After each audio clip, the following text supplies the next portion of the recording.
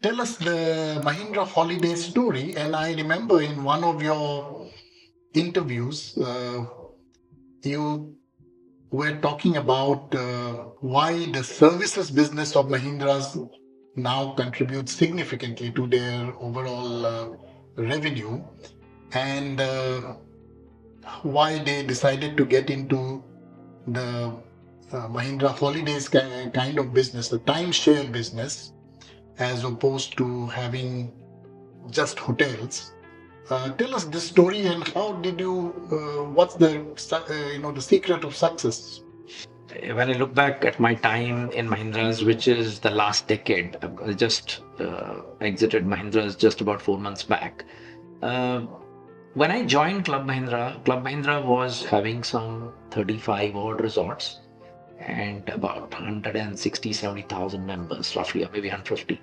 And the mandate at that time was that we want to make this as a world-class timeshare company. And I also asked this question, why in timeshare? Why not traditional hospitality? So one thing that came out very clearly is that Mahindras have chosen to be in timeshare because first of all, uh, hospitality has its own unique problems. So fundamentally, hospitality faces two problems.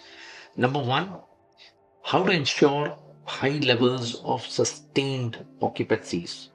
It's not easy to maintain higher occupancies on a sustained basis. So that's why uh, the hospitality industry is seen as very cyclical. And there is a second challenge that they have is that uh, they most of the hospitality companies are in debt because they need to borrow to build. Of course, right now there is a new model that is now being it's now very popular that the developers develop hotels and the asset or the brand owners run the assets.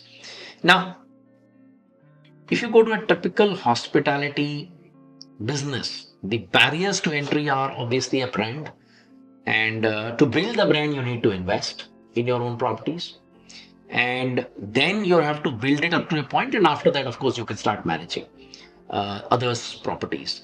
So Mahindras took a call very early on. In fact, they got into traditional hospitality and then they got rid of one or two those properties that were taken under the brand guest line. And the idea was that there is no really differentiation that you are able to do in hospitality. So one of the concepts that I learned in my journey with ITC when I was building Sunfeast biscuit business, and I realized that that's something that we used in Club Mahindra also, is that if you are in a business, what's your right to win? What is your true point of differentiation? So if you really look at Club Mahindra, in a business where you are taking money upfront for a membership that will go on for 25 years, you will not give your money to some company upfront for a membership which will go on for 25 years unless you believe that this company is going to be around, which means you have trust in the brand Mahindra. So for me, that was an insight that the brand Mahindra stood for timeless trust. And therefore, the idea of Club Mahindra is a very powerful idea that we are going to be around and we are going to be serving you. And to me, that was a big insight. And I said, let's play upon this. We are a trusted brand.